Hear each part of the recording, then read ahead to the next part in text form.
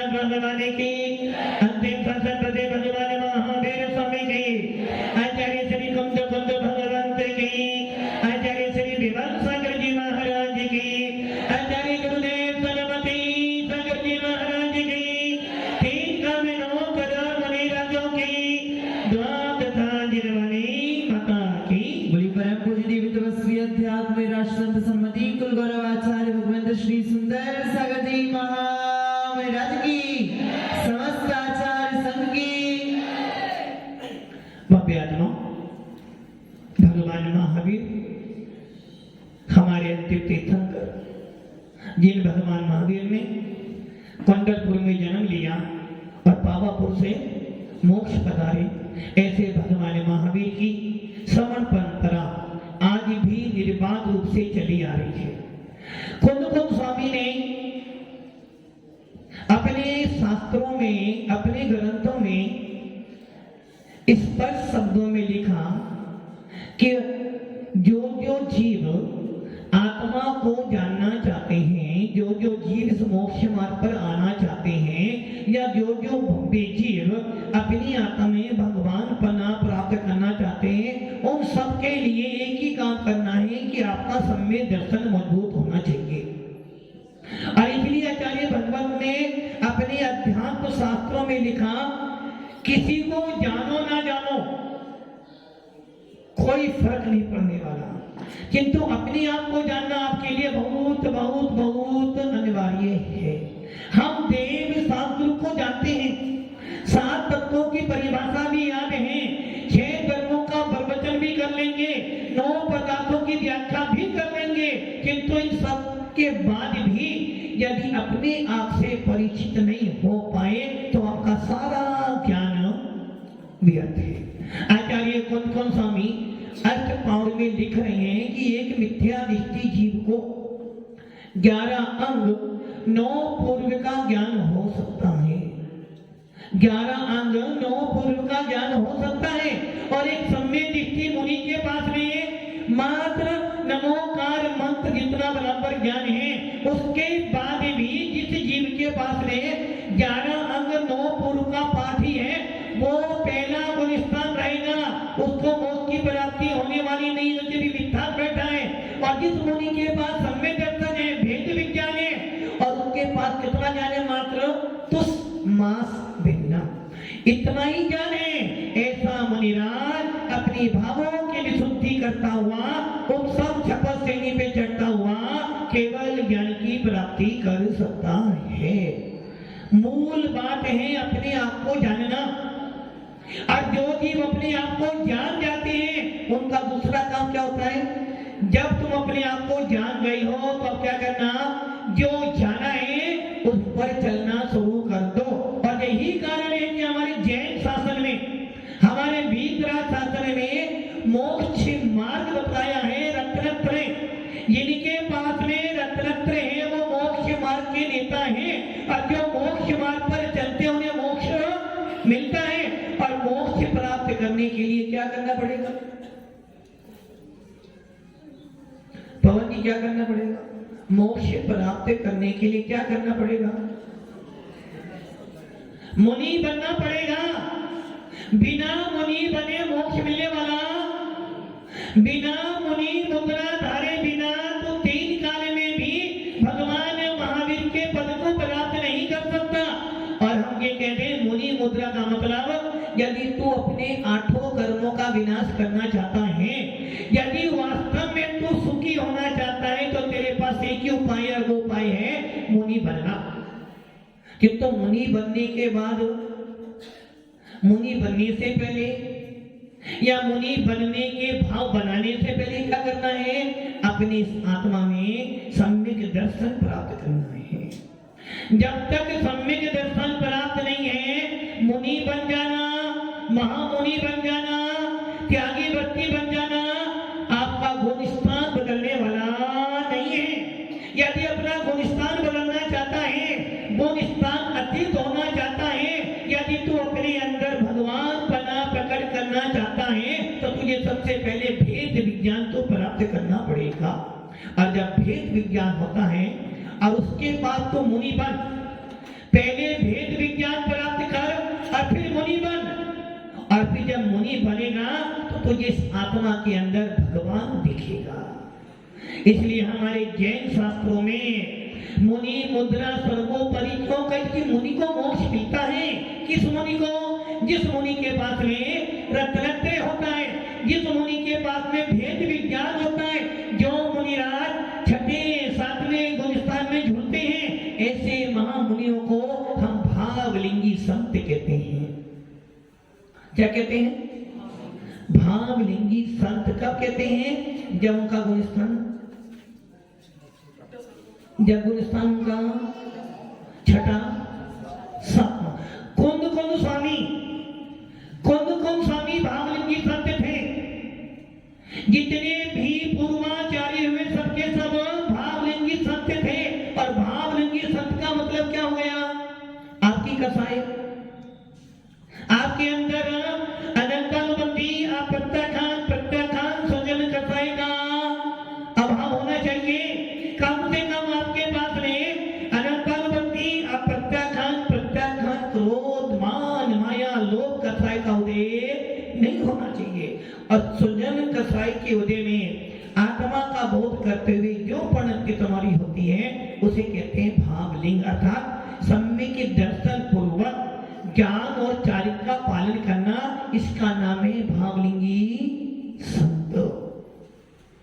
इसलिए आचार्य कौन स्वामी कह रहे भैया मुनि तो बन, ये ध्यान रखना, मुनि बने मोक्ष मिलना नहीं, और मुनि को मोक्ष मिल जाए ये भी जरूरी। कीर्ति जी क्या कह रहे हैं यहाँ पर?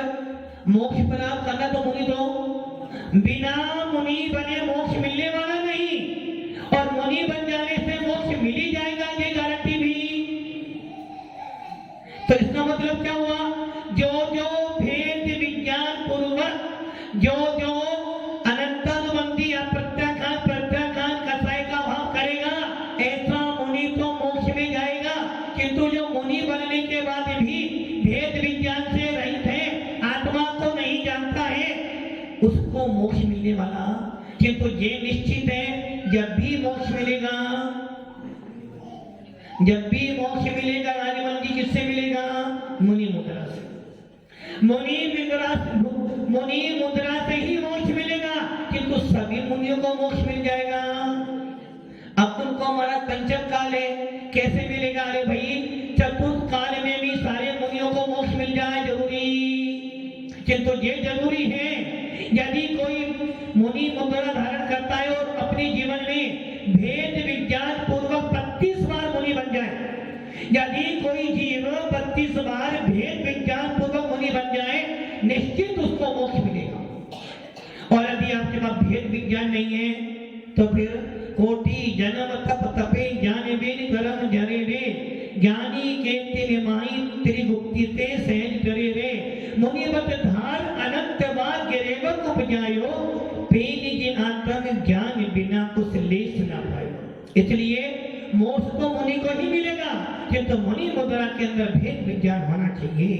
आपका गुणस्थान छठा सातवां हो ना हो, छठा तो होना चाहिए। भावलिंगी का अर्थ है जिनकी कसाई मत हो गई है, जिसने अपने अंदर आत्मा को जान लिया है, जो ख्याति पूजा लाभ से दूर है, परिग्रह से दूर है, और जो निरंतर ये प्रयास करता है कि मेरे भावों में हमेशा आत्मा का ध्यान रहे, मेरे भावों में कभी किसी जीव का बुरे करने के परिणाम ना बने, ऐसे मुनियों को भावलिंगी संत कहा जाता है। और भव्य आत्माओं, ऐसे ही मुनि महाराज, ऐसे ही मुनि मुद्रा धारण करने वाले, ऐसे आचार्य भगवत आचार्य विमान सागर महाराज हुए, जिन्होंने अपने जीवन में आचार्य समर्थ भक्त स्वामी जो कह रहे थे, विषयासा वसाती तो निरारंभो परिग्रह ज्ञान ध्यान तपोरस्त तपस्वी सा पसस्ते। इसका अर्थ क्या हो गया? जो विषयों की आशा से रहित हैं, आरंभ परिग्रह से रहित हैं, ज्ञान ध्यान तप में लीन रहते हैं, ऐसे भावलिंगी संतों को नमन करते हैं। ऐसे भावलिंगी विराट जो ध्यान ज्ञान और तप करते हैं, ऐसे लघुनंदन कहाँ गया है। और मैं आता हूं, आचार्य विमल सागर का जीवन देख लो। आचार्य विमल सागर वाला को लोग कहते हैं वात्सल्य रत्नाकर, निमित्त ज्ञान शिरोमणि, विद्या धुरंधर, चारी चक्रवर्ती, ये उपमाएं सारी फेल होती है मुनि मुद्रा के सामने। मुनि मुद्रा से बड़ी कोई उपाधि, और मुनि कोई उपाधि नहीं, मुनि तो आत्मा का स्वरूप है। मुनि मुद्रा से तो सिद्ध पद की प्राप्ति होती है, और इस मुनि मुद्रा के सामने संसार के सारे पद तुच्छ हैं इस महामुनि मुद्रा के सामने। राष्ट्रपति हो, प्रधानमंत्री हो, यहाँ तक कि सर्वार्थ सिद्धि का देव भी इन मुनियों के चरणों की वंदना करता है। तो समझ लो कि मुनि मुद्रा कितना बड़ा पद है। इसलिए हमारे शास्त्र में लिखा कि मुनि मुद्रा से मोक्ष मिलता है, आचार्य मुद्रा से मोक्ष नहीं मिलता।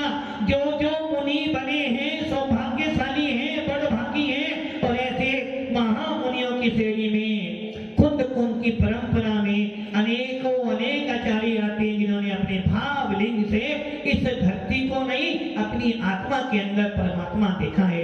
ऐसे ही आचार्य विमल सागर महाराज, जिन्होंने आज के पावन दिवस तारीख से समाधि मरण किया। और भव्य आत्माओं, उस समाधि मरण करने की अब सोच लो, डॉक्टर आपसे कह रहा है कन्हैया लाल जी आपके सिर्फ 2 दिन बचे हैं, कन्हैया लाल जी 2 दिन बचे हैं, क्या करोगे?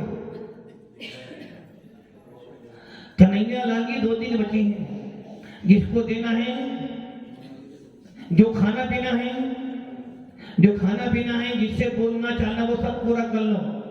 अभी आपको ये मालूम पड़ जाए वीरेंद्र जी 2 दिन बचे हैं, तो सबसे पहले याद किसकी आएगी? घर वालों की।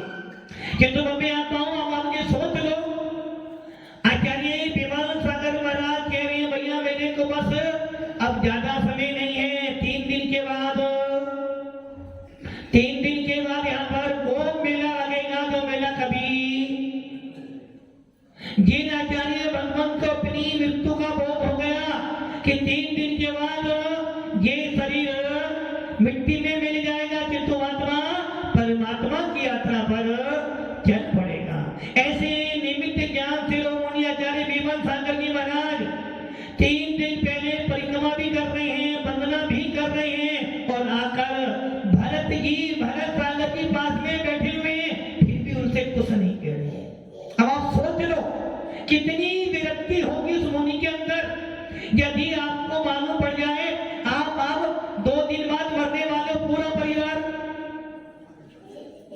राजमल जी पूरा परिवार, डॉक्टर साहब भी बैठे हैं, पोता भी बैठा है, पोती भी बैठे, और बाहर आने वाले भी, और क्या करेंगे? रोएंगे, और आप उनको देख कर अरे मेरे बिना कैसे चलेगा, मेरे बिना क्या होगा।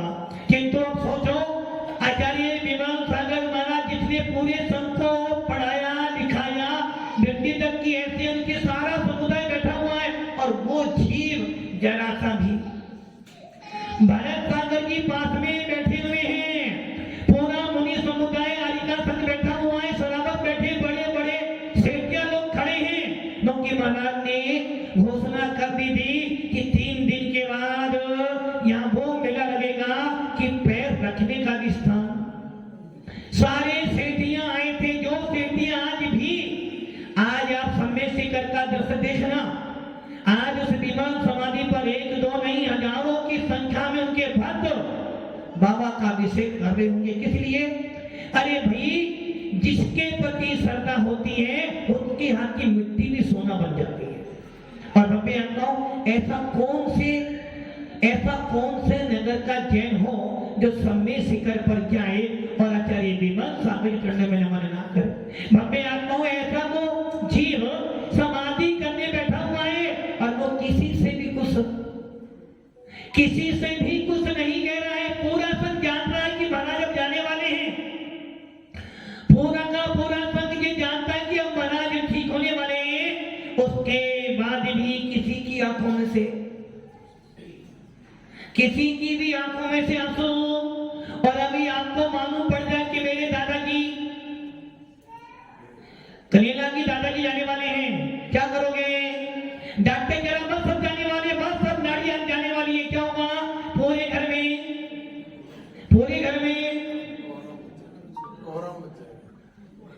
और वहां सब साधु जान रहे हैं कि गुरुदेव अब बचने वाले नहीं, गुरुदेव जाने वाले हैं, और वो आनंद बना रहे हैं और क्या कह रहे हैं? नमो अरिहंताणम नमो सिद्धाणम। क्यों? वो जानते हैं कि एक भावलिंगी मुनि का लक्ष्य होता है कि मेरा अंतिम समाधि वलन अच्छी तरह से हो जाए। एक भावलिंगी मुनि जानता है कि ये शरीर मेरा नहीं है, इसलिए वो मुनिराज अपनी आत्मा में रमण करते हैं, और उनका परिकर जो उनकी सेवा करता वो भी भावना भाता कि भैया इसी दिन के लिए तो मुनि बना था, घर परिवार जो छोड़ा था, जो मैंने घर परिवार छोड़े हैं, जो मैंने जिन शासन को स्वीकार किया है, जो मैं एक बार हार करता हूँ, चेतरो करता हूँ, पैदल चलता हूँ, उसका सार क्या है? सार तो यही है कि मृत्यु आए और मैं सावधान, मृत्यु मुझे लेने आए उससे पहले मैं मृत्यु पे विजय प्राप्त कर लूं। इसको कहते हैं समाधि। भावना भाती हो ना, दिन रात मेरे स्वामी ध्यान के समय में, और जब मृत्यु का समय आता है तो ध्यान किसका रहता है? ये परिवार का ही रहता है। किंतु भावलिंग निराज ये त्यागी भक्ति जब लगता है कि बस अब ये शरीर छूटने वाला है, शांत हो जाता है, कसायों से रहित हो जाता है, आहार पानी को छोड़कर अनशन स्वामी आत्मा में रमण करता है, और ये जान जाता कि बस अब ये अवसर आ गया है, और अपनी आत्मा को आत्मा में स्थापित करता है, और भव्य आत्मा उस समाधि मरण को कर 7-8 भवों में ही निर्माण पद को प्राप्त कर लेता है। ऐसा है जैन शासन। आज के दिन परम पूज्य आचार्य देवान सागर महाराज ने सवेरे से लग रहा था कि बस ये शरीर मेरा साथ देने वाला, अब कहीं ना कहीं ये शरीर धोखा देगा, ये मुझे धोखा दे उससे पहले मैं इसको छोड़ दूं, और अंदर ही अंदर लीन हो गए।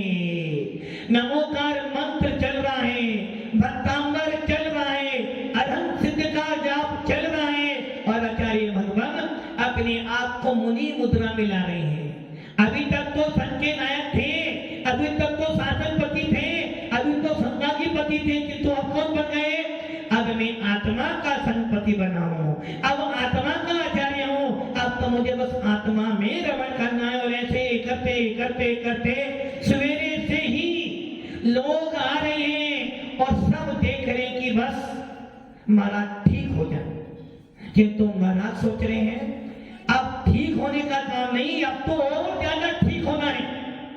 अभी तक तो मैं रोगी था, किंतु अब और ज्यादा ठीक होना है, और ज्यादा आत्मा में रमण करना है। और ऐसे वो महामुनिराज जिसने ना जाने कितने जीवों का उपकार किया हो, गरीब गया हो तो भी हंसता आया है, अमीर गया हो तो भी हंसता हुआ आया है, रोते रोते जाते थे और हंसते हुए आते थे। ऐसे वात्सल्य के धनी, जन जन के हितकारी, जिन शासन की महती प्रवमना करने वाले आचार्य देवान सागर जी, जिन्होंने ना जाने कितने सिद्ध क्षेत्रों को चमकाया, सोनागिरी समेत सिंगिर आदि अनेक क्षेत्रों पर जाकर साधना के बल पर मां जीर्णोद्धार किया। और अंत समय में लगा अब ये शरीर छूट रहा है, अचेतन तीर्थ बहुत संभाल लिए, अब अपनी आत्मा को भी संभालना है। और ऐसी भावना करते करते करते आज के दिन 4:35 पर इस नस्वा शरीर को छोड़कर अपनी यात्रा को साध लिया। ऐसे आचार्य विमल सागर महाराज, जिन्होंने अपने जीवन में नमोकार मंत्र को महामंत्र बना, और उस नमोकार के मंत्र से लाखों जीवों का उद्धार किया, और भव्य आत्माओं नमोकार मंत्र बोलते बोलते अंतिम श्वास को भी छोड़ दिया। ऐसे परम पूज्य आचार्य विमल सागर जी महाराज, जिन्होंने जिन शासन के लिए, वीतराज शासन के लिए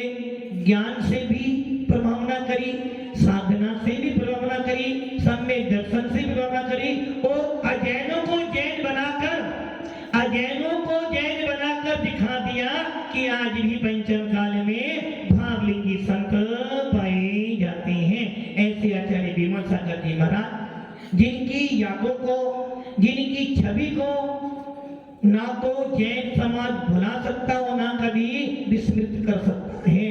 जब जब भी जैन समाज का इतिहास लिखा जाएगा, जब जब भी वीतराग शासन की चर्चा होगी, तो उसमें आचार्य विमल सागर का नाम भी आएगा। भव्य आत्माओं, ये निश्चित है सबको सिद्धालय में जाना है, और सिद्धालय में जाने का मार्ग कौन सा है? मुनि मुद्रा। और हमने मुनि मुद्रा धारण की है, तो अपने ऊपर इतना गर्व तो होना चाहिए कि जो 3,9 करोड़ मुनिराजों की गिनती आती है, इस पूरे 2.5 द्वीप में 3,9 करोड़ मुनिराज अधिक से अधिक हो सकते हैं। जितने भी मुनिराज हैं उन सबको ये गौरव होना चाहिए कि मेरा नंबर उसमें आना चाहिए।